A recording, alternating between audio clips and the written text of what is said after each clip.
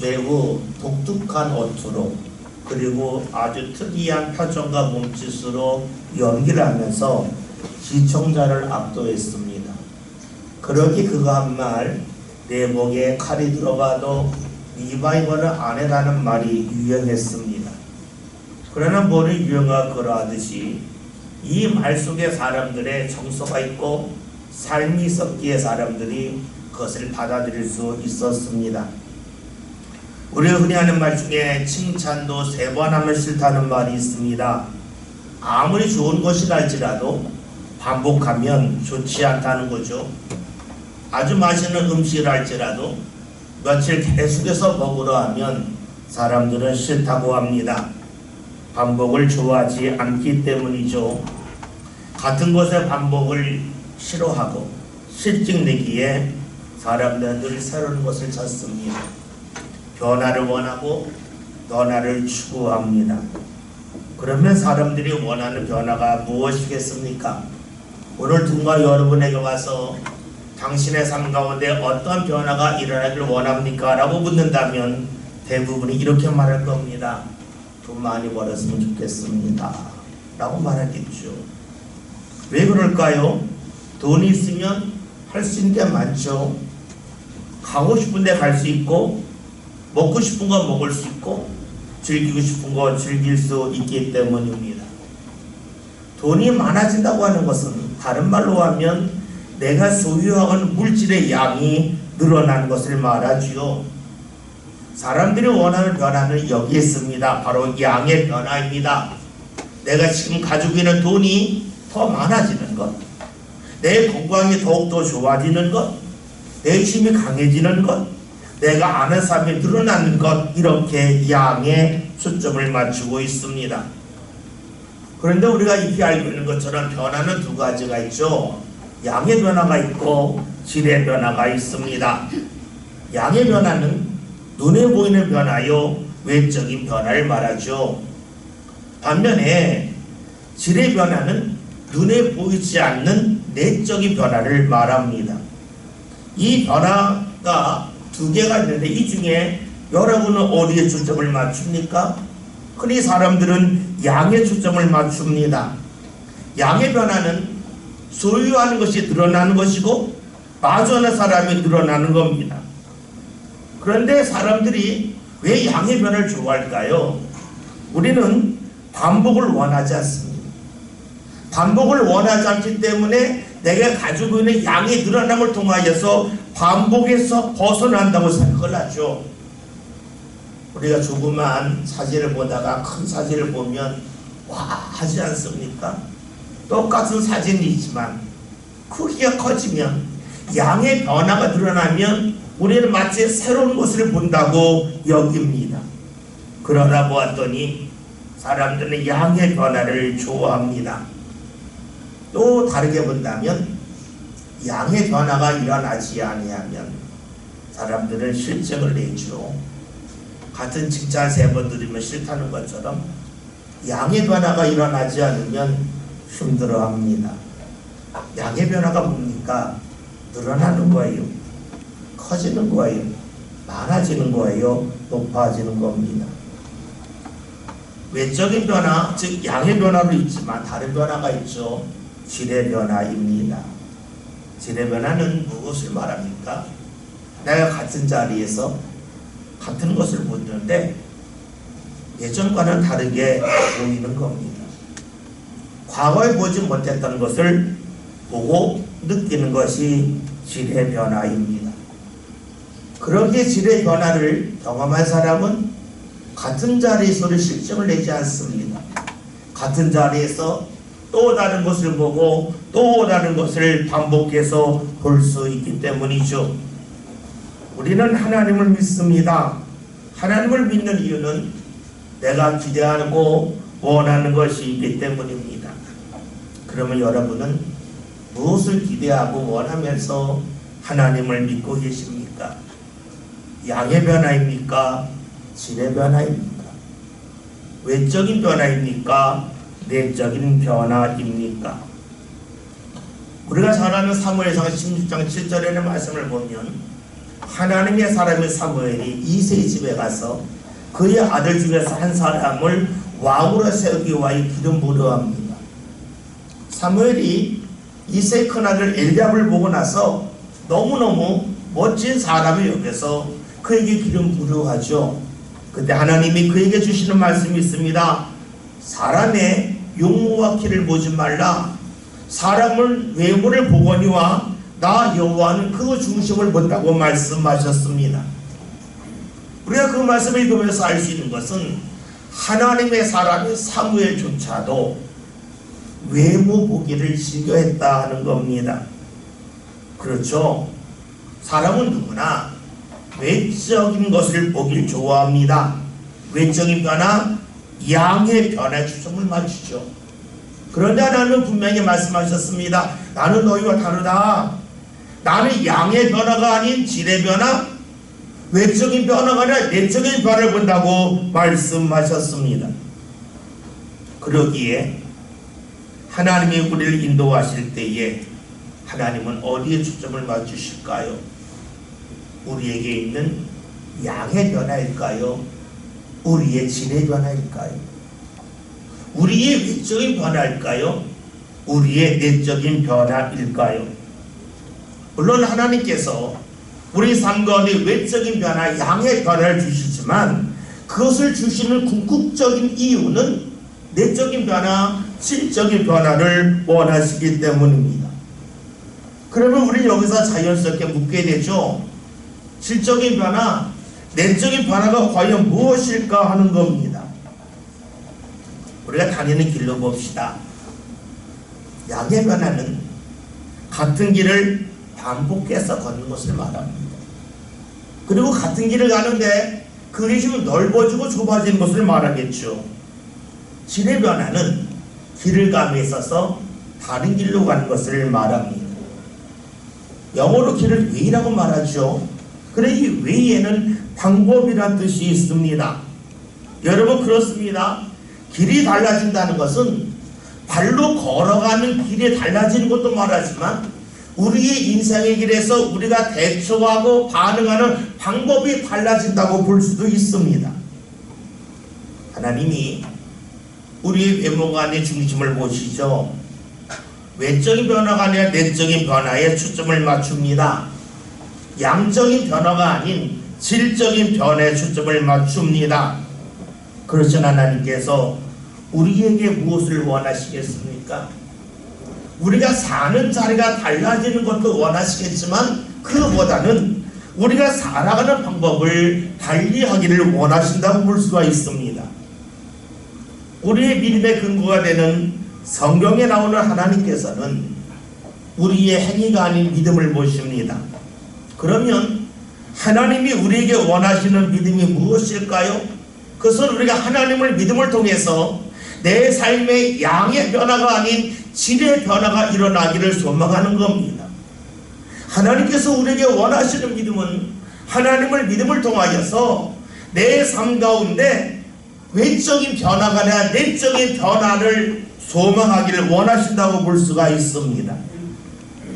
다시 말하면 자리에 얽매이지 않고 내가 있는 자리에서 하나님의 은혜를 볼 수 알고 붙잡을 줄 알고 그것을 감사하며 살기를 원하신다는 것이지요.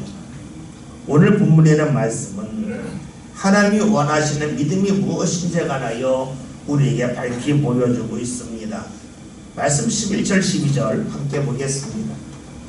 우리가 여호와에서 해로거나 사모라에게로 행하여 이튿날 데아폴리로 가고 거기서 빌립보에 이르니 이는 마게도냐 지방의 첫 성이요 또 로마의 시민이자 이 성에서 수익을 구하다가. 아멘. 우리가 사도행전 16장에는 말씀을 보았습니다.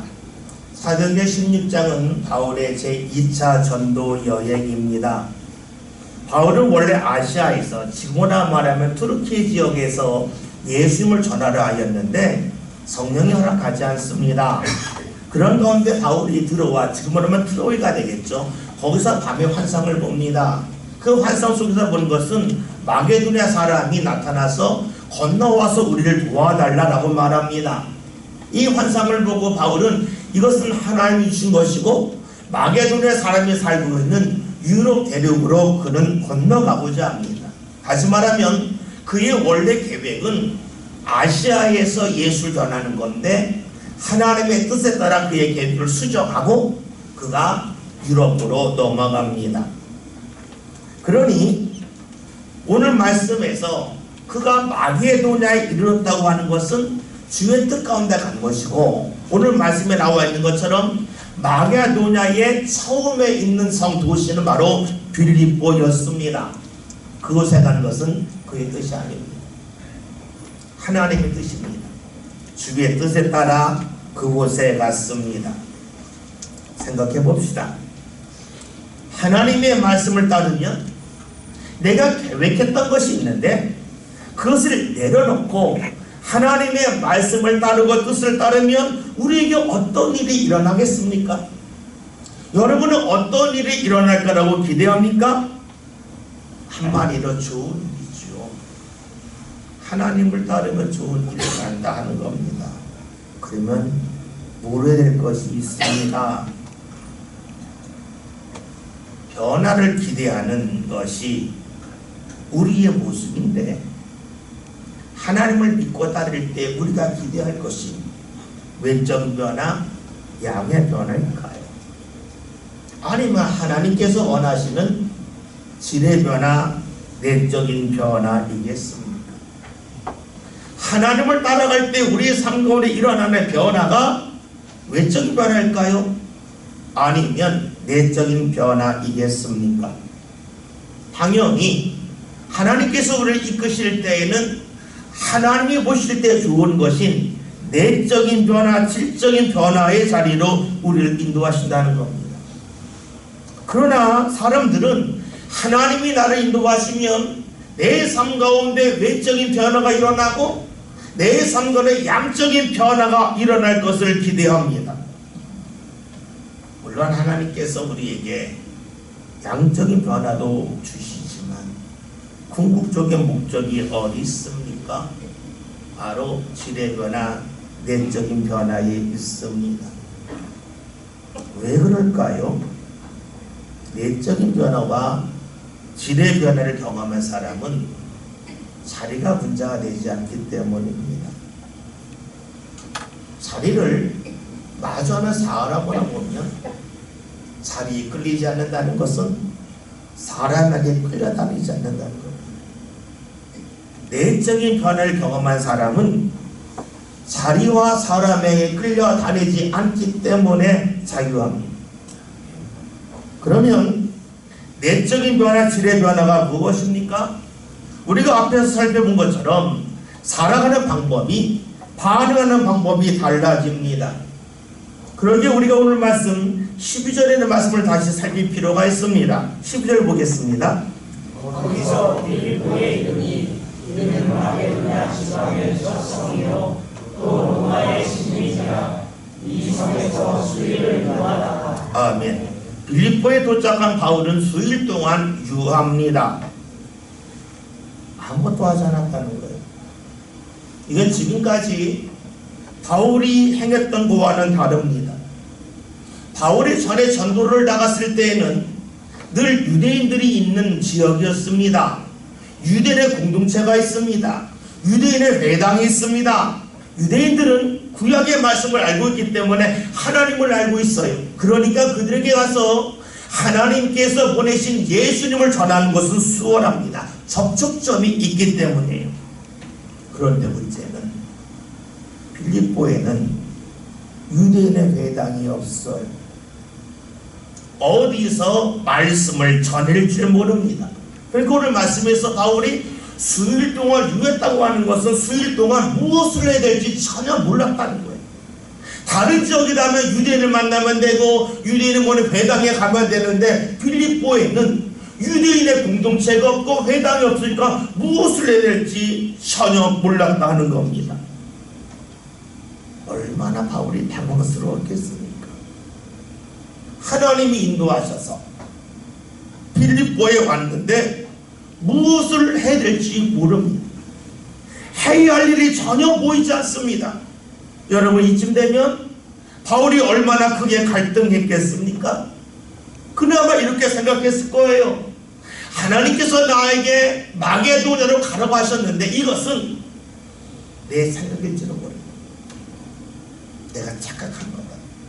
그렇지 않고서야 어찌 마게도냐에 왔을 때 할 일이 전혀 없단 말인가 하는 생각이 들지 않았겠습니까? 또 하나는, 하나님이 그러실까? 나보고 마게도냐 가라고 하셨으면 일거리를 주셔야지, 갔는데 아무것도 할 일이 없다니 하나님 너무한 것 아닙니까? 당연히 이러한 질문이 바울에게서 제기됐을 겁니다. 단순하게 말하면 내가 잘못한 거 아닐까? 또 하나는 하나님이 잘못한 것이 아닐까 하는 두 가지 의문이 그에게 찾아왔다는 겁니다. 여러분, 만약에 우리에게 이런 일이 생기면 어떻게 반응하겠습니까? 하나님이 내게 말씀을 주셨고 하나님이 내게 역사하셔서 내가 움직였는데 갔더니 바울처럼 할 일이 없는 거예요. 전보다 더 힘든 거예요. 여러분, 그러하다면 우리의 믿음이 자연스럽게 흔들리지 아니하겠습니까? 바울은 무엇을 해야 할지 몰랐습니다. 길이 보이지 않았기 때문이에요. 길이 보이지 않을 때에 우리는 두 가지로 반응할 수 있습니다. 길이 보이지 않는 것은 길이 없기 때문이다 하는 것이고, 또 하나는 아직 길을 찾지 못했다 하는 겁니다. 길이 보이지 않으니까 길이 없다고 하는 사람이 있는가 하면 길을 아직 찾지 못했다고 하는 사람이 있는데, 여기서 어디에 중심을 두냐에 따라서 우리의 믿음이 완전히 달라집니다. 길이 보이지 않을 때에 길이 없다고 여기면 하나님 여기로 왜 나 인도하셨습니까 하면서 하나님의 원망과 이를 따른 자신에 대한 후회가 몰려옵니다. 반면에 길이 보이지 않을 때에 내가 아직까지 길을 찾지 못했다고 하면 하나님 그 길을 알고 싶습니다 하면서 하나님을 더욱더 찾을 수 있습니다. 여러분 보세요. 자녀들이 공부하다가 문제를 푸는데 계속해서 문제를 풀어는 못 풀어요. 왜 못 푸는가 봤더니 계속 같은 방법으로 10번, 20번 풉니다. 그때 뭐라 그럽니까? 푸는 방법을 달리해봐. 푸는 방법을 달리해봐. 하지 아니하겠습니까? 여러분, 그래요? 무엇을 해야 할지 모를 때에 믿음의 사람이 하는 일이 뭡니까? 방법을 달리하는 겁니다. 바울은 빌립보에 가서 주의를 안 하고 유대인의 공동체를 샅샅이 뒤집어 찾았지만 찾을 수 없었습니다. 회당이 없어요. 전과 같은 방법으로 주의를 할 수 없습니다. 이때에 바울이 어떻게 합니까? 하나님, 나 왜 이곳에 오게 하셨습니까? 하면서 하나님께 항의했겠습니까? 그렇다면 자기가 사용하는 방법을 절대화하는 겁니다. 하나님이 아닌 자기를 믿는 것이 되겠죠. 그런데 바울은 그렇게 하지 않습니다. 길이 보이지 않을 때에 그가 무엇을 합니까?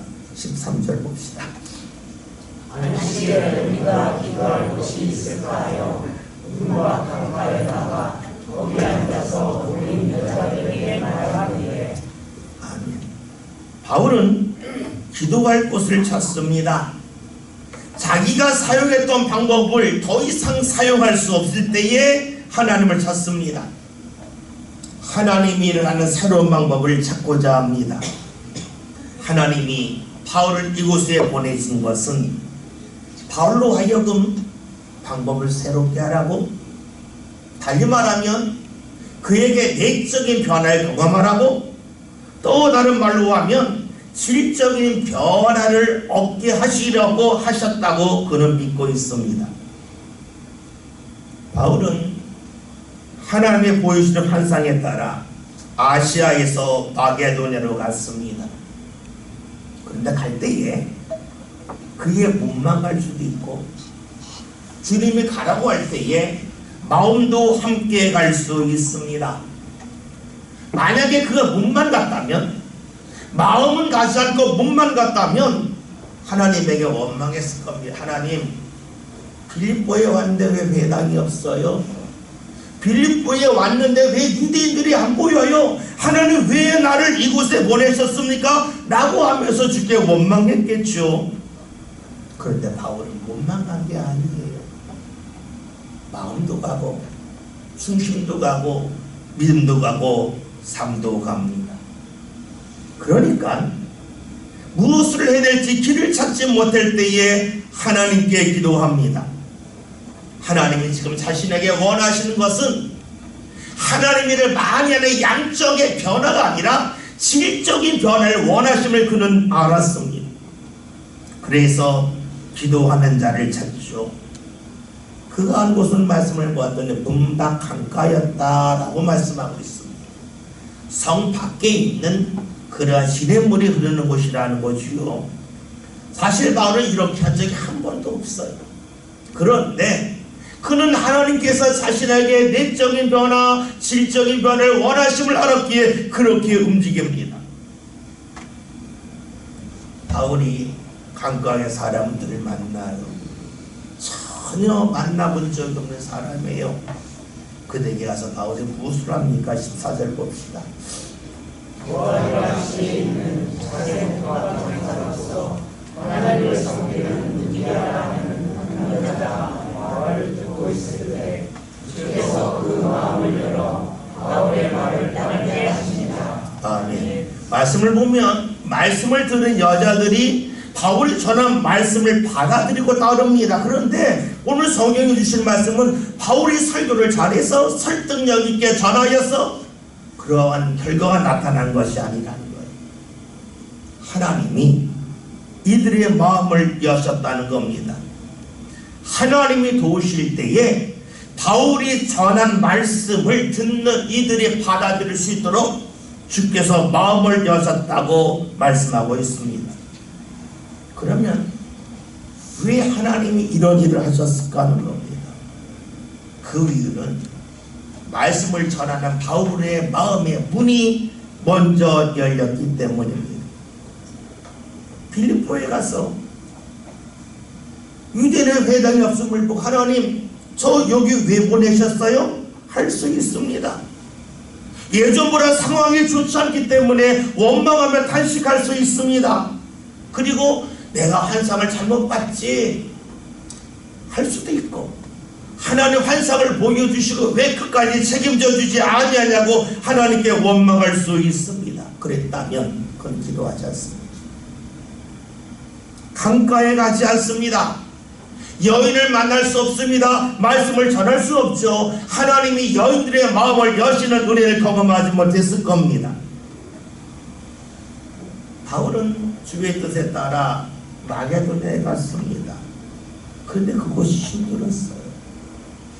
그가 생각했던 것보다 너무너무 힘듭니다. 유대인들의 회당이 없기 때문에요. 그러나 바울은 하나님의 인도하심을 의심하지 않습니다. 무엇을 해야 할지 몰랐고 길이 보이지 않았을 때에 길이 없다고 하지 않고 하나님께서 길을 찾게 하실 거라고 하는 믿음과 소망을 갖고 기도합니다. 바울은 빌립보에 올 때에 환상을 보고 왔습니다. 믿음을 가지고 왔습니다. 그리고 빌립보에서도 그 믿음을 가지고 하나님 앞에 나아갑니다. 빌립보에 올 때까지만 믿음을 갖고 빌립보에 와서는 상황이 좋지 않으니까 믿음을 팽개친 게 아니라 믿음을 갖고 빌립보에 와서 빌립보에서도 그 믿음을 갖고 계속해서 반응해 나갑니다. 바울은 지금까지와는 전혀 다른 상황 속에 있습니다. 이때에 내가 달라지면 되겠구나. 내적인 변화가 일어나면 되겠구나. 질적인 변화가 일어나면 되겠구나 하면서 하나님 앞에 기도하지요. 그런 바울을 하나님께서 붙잡으신 가운데 하나님이 열어주심을 그는 경험합니다. 하나님을 믿고 나갔더니, 그리고 그 믿음의 길을 멈추지 않았더니 하나님의 길을 여시는 은혜를 경험합니다. 이렇게 여인들의 마음의 문을 연 후에 어떤 일이 생깁니까? 15절 보겠습니다. 그와 그 집이 다 세례를 받고 우리에게 청하여 이르되 만일 나를 주 믿는 자로 알고는 내 죄를 또하고 강권하여 머물게 하니라. 아멘. 말씀을 받아들인 여자들이 세례를 받고 바울을 자신의 집에 초청하여 머물게 합니다. 여러분 봅시다. 빌립보에 회당이 없어요. 말씀을 전할 장소가 없었습니다. 그런데 이제는 여인들의 주를 믿으면서 그의 집에서 말씀을 전할 수 있는 기회가 열려집니다. 다시 말하면 장소가 없었는데 하나님이 장소를 허락하여 주시면서 마음껏 주의를 할 수 있도록 이끌어 주셨습니다. 바울의 말씀을 따라갔을 때에 그가 생각했던 편안한 일이 있지는 않았습니다. 오히려 힘들었습니다. 그렇지만 바울은 하나님의 인도하심을 믿었습니다. 길이 보이지 않을 때에도 하나님을 믿었습니다. 하나님께서 자신을 이곳에 보내셨다면 하나님의 뜻이 있을 거라고 하는 믿음을 한순간도 내려놓지 않기 때문에 길이 보이지 않을 때에 하나님께 기도했고 하나님은 열어주셨습니다. 말씀을 듣는 사람들의 마음의 문을 열어주셨고 하나님 일을 할 수 있는 길을 열어주셨습니다. 전부 다 바울이 이런 하나님의 뜻을 알고 움직인 것은 아니지요. 전혀 몰랐습니다. 그러나 그는 믿고 갑니다. 몸만 간 것이 아니라 마음도 가고 삶도 함께 움직였습니다. 그럴 때 주께서 열어주셨습니다. 여러분, 하나님은 우리의 몸만 오는 것이 아니라 우리의 마음과 중심과 삶이 함께 하나님 앞에 오기를 원하고 계십니다. 우리의 외모가 아닌 중심을 보시기 때문이죠. 하나님은 우리에게 양적인 변화가 아니라 질적인 변화, 내적인 변화가 일어나기를 원하고 계십니다. 왜 그러실까요? 그 이유는 사랑하시기 때문입니다. 양적인 변화는 쉬워요. 질적인 변화는 많은 시간과 노력이 필요해요. 여러분 보세요. 여러분 자녀가 수학 문제 못 풀어요. 풀어주면 쉬워요. 그런데 풀게끔 하려고 해서 그에게 내적인 실력을 갖추게 하려면 엄청난 노력과 시간이 필요합니다. 물고기를 볼까요? 물고기 필요한 사람의 물고기 한 마리 주는 거 쉬워요. 그러나 물고기 잡는 방법을 알려주려면 수많은 노력과 시간이 필요해요. 외적인 변화를 일으키는 것은 간단해요. 반면에 내적인 변화를 일으키려면 수많은 시간과 노력이 필요해요. 하나님이 왜 우리에게 외적인 변화가 내적인 변화, 양의 변화가 질적의 변화를 원하실까요? 이유는 간단해요. 우리를 사랑하시기 때문에. 하나님이 우리를 사랑하시기에 우리로 하여금 양의 변화가 아닌 질의 변화, 내적인 변화를 원하시고, 그리고 내적인 변화가 일어나는 일은 자리가 문제가 되지 않아요. 사람이 문제가 되지 않아요. 달리 말하면 눈치 보고 간 사람. 자리가 문제되는 사람은 눈치 보고 삶이 자유롭지 못해요. 오늘 말씀 제목이 갔더니 여셨다입니다. 바울이 말씀 듣고 갔습니다. 그러나 그 자리가 좋은 자리는 아니었어. 그러나 그는 몸만 가지 않고 믿음도 갔어요. 빌립보에 갈 때만 믿음을 지닌 것이 아니라 빌립보에 가서도 믿음을 이어갔어요. 그랬기에 그는 주를 찾았고, 그런 바울에게 하나님이 사람을 만나게 하시고 사람의 마음의 문을 열어주시고 주의를 할 수 있도록 이끌어 주셨습니다. 오늘 저와 여러분이 믿음으로 나아갑시다. 몸만 오지 말고 우리의 삶도 주님 앞에 나옵시다. 때로는 내가 원하지 않은 어려움이 닿을지라도 길이 없다고 단정짓지 마세요. 하나님이 나를 이끄셨다면 하나님이 지금도 나를 이끄시는 가운데 내가 지금까지 보지 못했던 길을 보게 하실 거라는 믿음을 끝까지 이어갑시다. 그래야 주께서 여인들의 마음을 여셨던 거죠. 바울이 만난 사람의 마음의 문을 여셨던 것처럼 우리가 가는 곳에서도 우리가 만나는 대상의 마음의 문을 열어주시는 주의 인도하심이 저와 여러분의 삶관에 나타날 수 있길 바랍니다. 함께 시간 기도하겠습니다. 동성으로 3-4분 동안 기도하시고, 하나님 원하지 않은 일이 딸지는 믿음 갖고 살게 해달라고 하나님이 여심을 믿고 기도하겠다는 같이 기도로 함께 기도합니다. 다 같이 기도합니다.